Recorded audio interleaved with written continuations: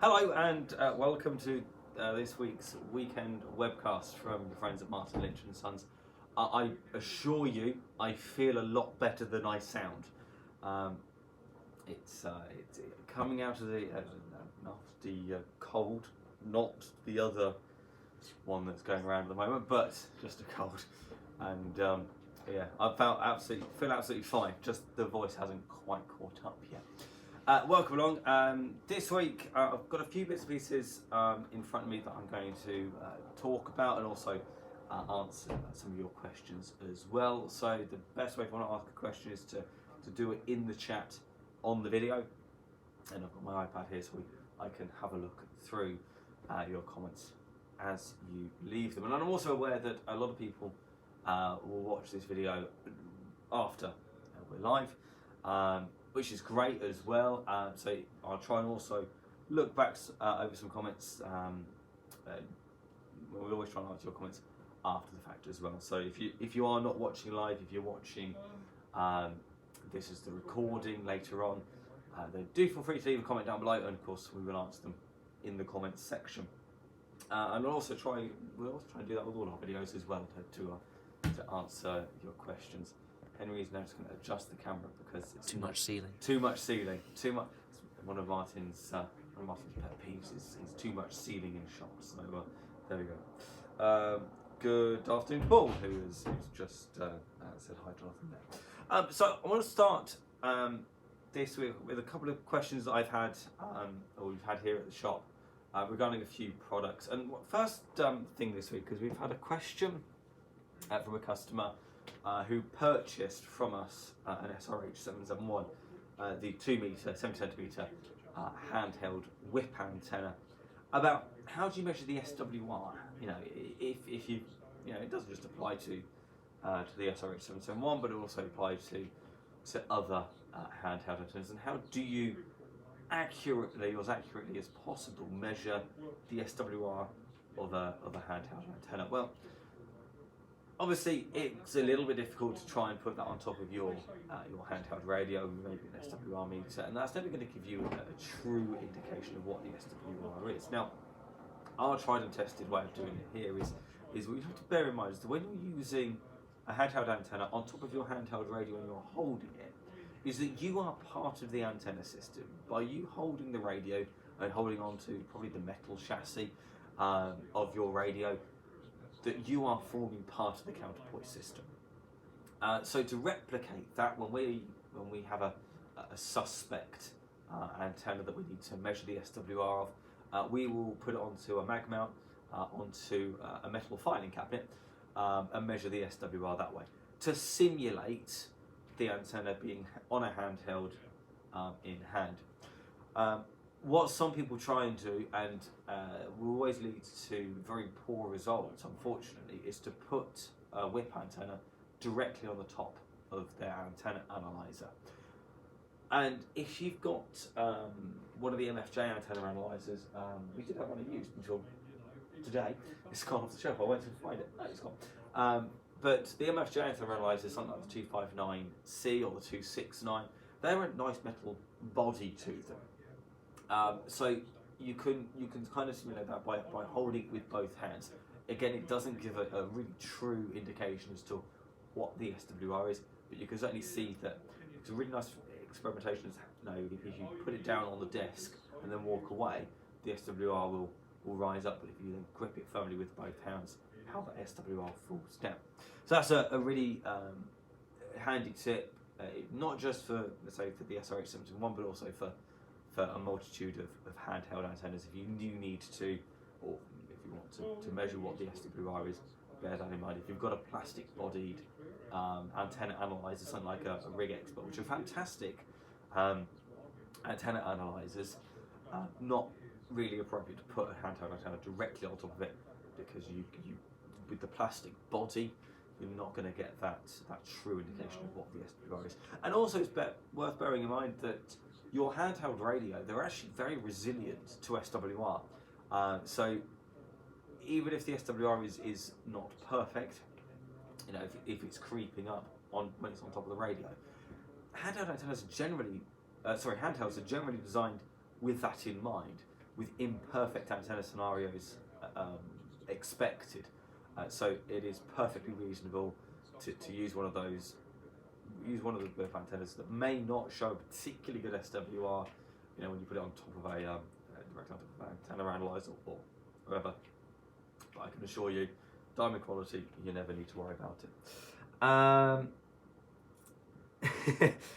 Johnny Fine Quality says, "Oh dear, glad it's only how you sound and not how you feel." Yes, absolutely. If you're just joining us, don't worry. I feel a lot better than I sound. And Granville is saying that the audio is somewhat low. It's just me. I do apologise. It is just me. I'm coming off the back of a cold and it's awful. Or it was awful. It's getting a lot better. Another question I had this week that I want to talk to you about is super antenna and the different antennas in the super antenna range. So if you've been following the super antenna for a little while, you'll know that we used to do only one version of the super antenna, which was the MP1 C. And generally speaking, there's only ever been, up until a couple of months ago, one super antenna in the range. I said that about a year ago they introduced a second, which was the MP1 DX Max, which is the one just here, which is that one just there. So that was the first one of these sort of boxed versions they do. And now there's 5 in the range. So I want to briefly go through what the differences of them are. We'll start off at the cheapest and work our way up to the most expensive. I think that's the best thing to do. So the cheapest end of scale is the MP1 DXG. So the differences are, you'll start to see a theme as to what the differences are. MP1 DXG, there is no tripod. It comes with a spike. You might be able to see it in the picture, but you'll certainly be able to see it on the website if you have a look up. It comes with a spike mount that you put the antenna directly onto, and that works absolutely perfectly. You put some coax to it, and that will get you working on all bands 40 meters through to 10 meters. 40 through to 10, so 40, 30, 20, 17, 15, 12, and 10 meters. So that's the MP1 DXG. And good afternoon to Gary, who is joining the live chat. Next one up is the MP1 DXTR80. So take what you get in the MP1 DXG, add the low profile tripod, and also add 80 meters. That's what you get here. So you get 80 through to 10 meters, as well as 6 meters as well on this one. And you also get the low profile tripod. That's the DXTR80. Moving up from there is the MP1 LX, which is 40 meters through to 6 meters and has the larger tripod. So essentially you're covering all of the same bands as the DXG, the one that doesn't have a tripod, plus 6 meters, plus you get the large black tripod. It looks very similar to a camera type tripod. It's not, it has a different thing on top of it, but it looks very similar. The next one up is the MP1 DX Max, which also covers 80 through to 10 and 6 meters, and also 2 meters as well, and is supplied with the low profile tripod, the same as the DXTR80. And then finally, the most featureful in the range is the MP1 LX Max, which is the same as the DX Max in terms of its band coverage, but also is supplied with the larger tripod. So that's the whole range of super antennas. It's a it can be a bit of a minefield. Hopefully that sort of clears up the range. If you have any questions, please feel free to pop them below. Let's just go through a few comments here. Peter is asking, any more news on the FTDX10? As Gary's already answered, we're looking. It should be early January actually. They are leaving the factory at the very end of the month. Unfortunately, it looks like they're not going to get hit by Christmas, so probably just after. Z1100A2 says, excellent description of testing, handy antennas and very correct. Thank you very much indeed. Good afternoon to Chris. Terry, 20IPK says, afternoon. How I measure the SWR on my handheld antenna is simple. I key up. If the handheld blows up, then the SWR is too high. Very good. And A1100A2 also says, an example of incorrectly measuring SWR on a rubber duck antenna. He can check by attaching his VNA and get an SWR of 5:1, but if he uses the ground method, he gets the correct.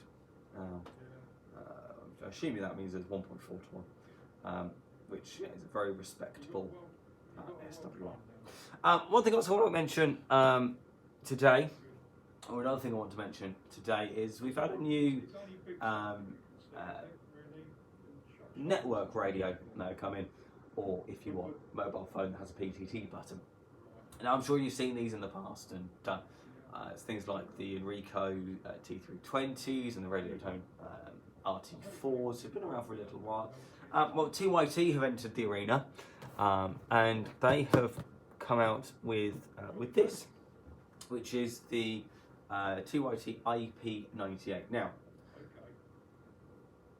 a lot of the past with these types of devices, obviously it runs Android.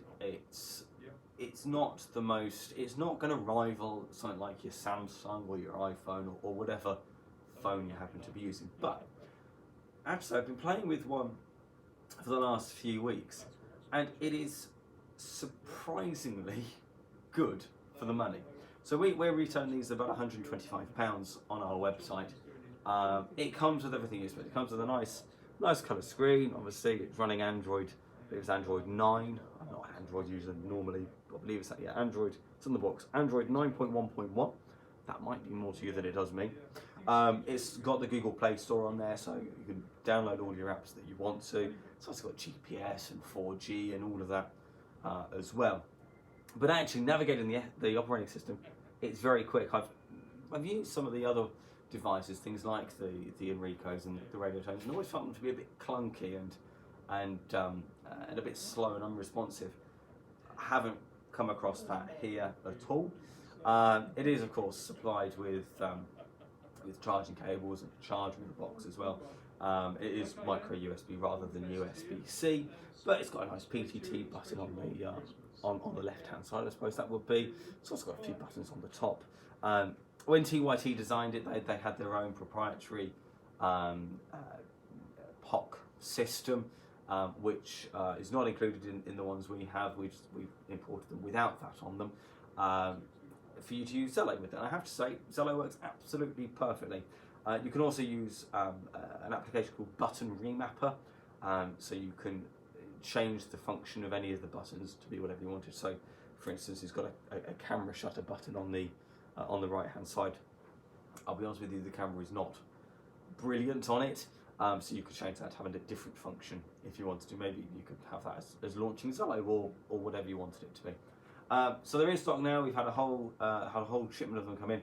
I think for £125, if you just needed an Android device, if you there's an application for an Android which is quite interesting, which is called 705 Remote, of course, to go along with the IT705, so you can control it from an Android phone. I don't have an Android phone. I use an iPhone, so something like that could be quite interesting. If you just need an Android device to do whatever you needed to do with it, it works really well. Obviously, it's got 4G LTE, £125 available from stock, and yes, of course, it's a phone. It makes phone calls as you would expect. And one final thing I want to get to before I answer any questions that you've got. So please feel free to put questions in the live chat, and I'll come to them in a minute. We've had a bit of used equipment actually. It's a TS570. It is a DG that we've had come in. We've actually had it's come up with a fault, which is a bit of a peculiar fault, but actually it wouldn't matter to most people, and I'll tell you what it is.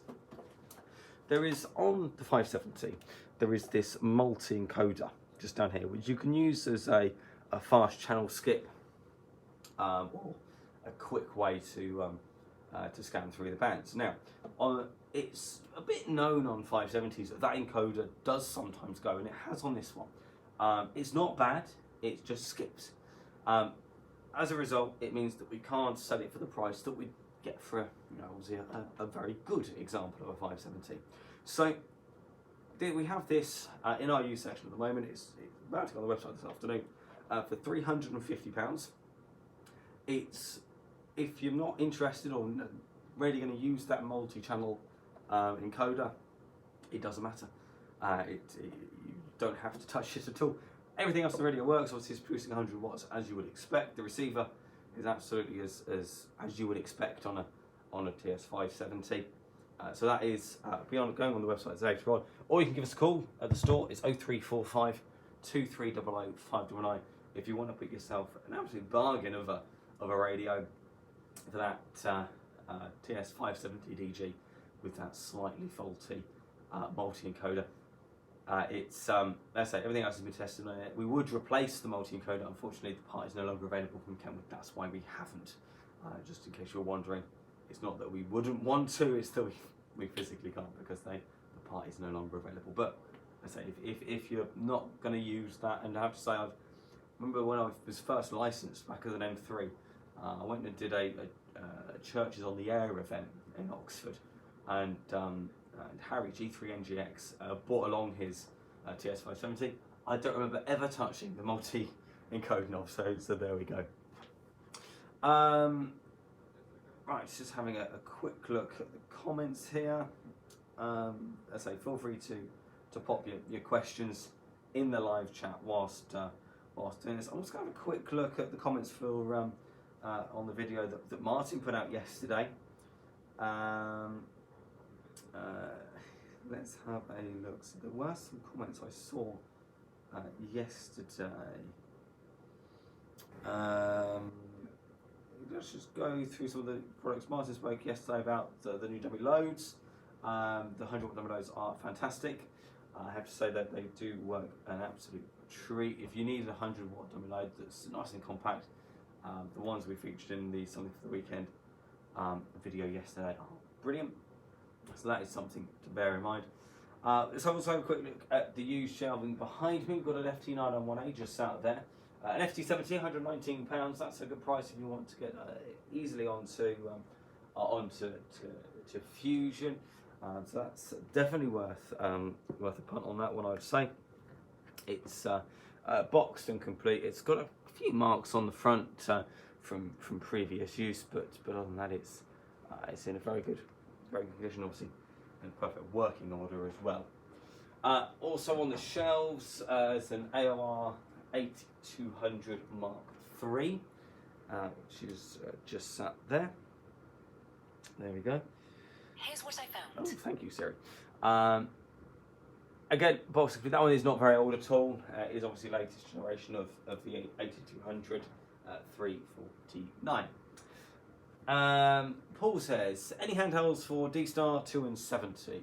Not in used at the moment, I'll be honest with you, Paul.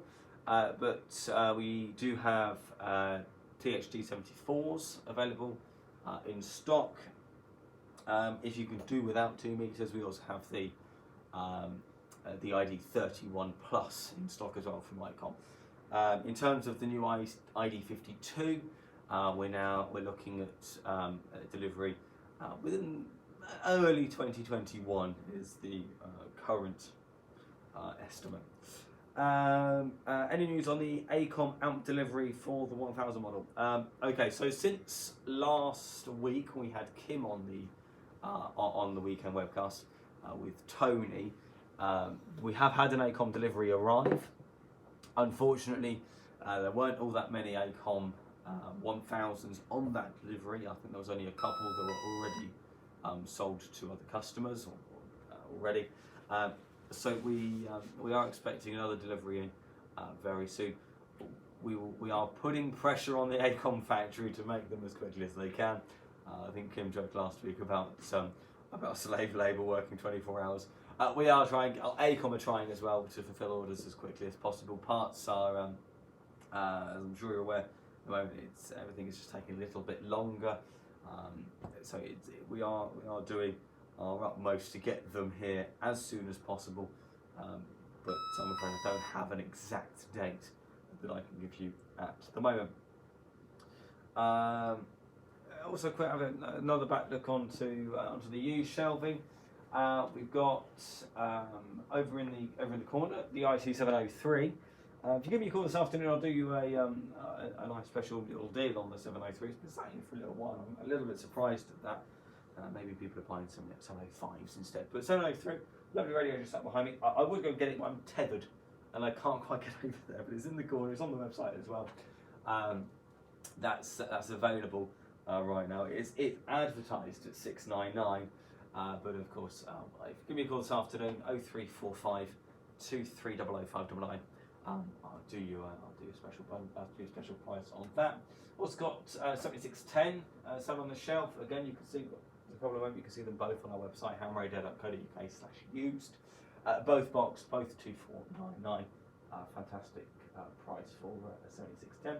Also got an FTDX 101D at the same price, 2499 again, boxed. And in fact, I think we've got a couple of those as well. Very lucky at the moment. Have two of those. In the corner, when it's many of those, there's no way you'll see it on the video. I do can I might be able to. I don't want to disrupt the camera. No, I'm not going to get there. There is a Kenwood TM281, the 2 meter FM mobile from Kenwood. We don't see very many of those at all. It's up at £129. Again, you can see pictures of it on the website. Again, hamradio.co.uk/used. You can have a look at there. Paul says, well, doesn't need to be a handheld. Okay, well, if you're saying it doesn't need to be a handheld to do D-Star, well, then there's lots of options. So you can have a look at let's start cheapest in price. ID 5100. You can those are available from stock. That'll get you on 2 in 70 with D-Star with 50 watt output power. That's a nice radio, particularly if you want to use it in the car. It's got that huge, great big control panel, which is easily seeable. You can put the main body in maybe under the seat or in the boot and run a speaker. A good option. Alternatively, IC705, of course, that's available from stock. That is, of course, not only you're getting 2 in 70 there, but you're going to get all of HF as well. And there are a few people playing D-Star HF, believe it or not. Bigger in the States than it is over here in Europe, but again, worth having a play with. And the 705, I mean, if you're a regular viewer, you'll know that both myself and Gary have got them. And the reason for that is the more I learn about the 705, the more I love it. It's got Bluetooth on board, it's got Wi-Fi on board. It will work natively with most LDG tuners that have that icon specification. That's a new thing that we've learned as well. So 705, again, D-Star as well. And in fact, talking to 705, we're now offering a pre-programmed SD card for the IC705, which we're keeping up to date with all of the UK FM and D-Star repeaters and simplex gateways as well. That's available on our website. If you look at IC705, look in the side accessories, there is an SD card there as well. So that is a good investment if you've got a 705 or you're looking at getting a 705 and you don't have to go through all of the programming software in order to download all of that, because it can be a bit of a pain in the backside as well in order to get them loaded up, downloading all the data files. And I have to say, although they do come pre-programmed from Icon, which is 100% they do, they don't necessarily include an up-to-date list, nor do they include lots of the FM repeaters within that DR mode. And our repeater card file is loaded up in both the DR mode and also for the standard memory mode. So IC705 put to one side for the moment. And also available, of course, is the IC9700, which will do D-Star as well. Of course, that dedicated base station for 270 and 23 SEMS. 100 watts out on 2, 75 watts out on 70 SEMS. Again, a fantastic option if you're after something to do 2 in 70 and 23 SEMS in the shack, maybe you've already got a 7300, they sit alongside each other absolutely perfectly, and the audio reports you hear off the 9700 are absolutely perfect. So again, that would be an option for you, Paul. Lovely. I'm going to keep this one short today because I'm not quite sure how long my voice is going to hold out, so I'm probably going to call it a day there. But thank you very much indeed for watching. I will be back with another one of these next week, as it's myself working rather than Tony. So you get 2 from me on the trot. And what we'll have to do, if you've watched today and you're feeling sorry for my voice, hopefully by next week my voice is back to its normal quality. I have to say, I do radio as well, and it's absolutely rubbish when you're hearing someone on the radio who's got a cold. Anyway, I'll call it a day there. Thanks very much indeed for watching. Of course, you can get hold of us anytime via the website at hamradio.co.uk. It's the contact us. If you want to ask, you want to send us a question directly, you can do it straight from there. Of course, I say, if you've watched this as the recorded rather than as we did it live, you can leave a comment below. We do monitor the comments, and we will come back to you as and when. Of course, you can also pick up the phone and speak to us. 0345 2300 599. Until next time, bye bye.